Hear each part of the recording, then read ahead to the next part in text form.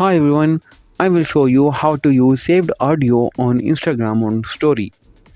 First of all, open the Instagram app, then tap the plus icon in the bottom and tap to reel, then select the picture and tap the music icon on the top, then tap the saved button and select the music.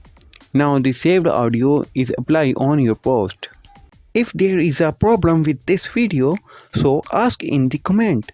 Any problem related to social media and internet, let us know in the comment bar so we can make a video on it.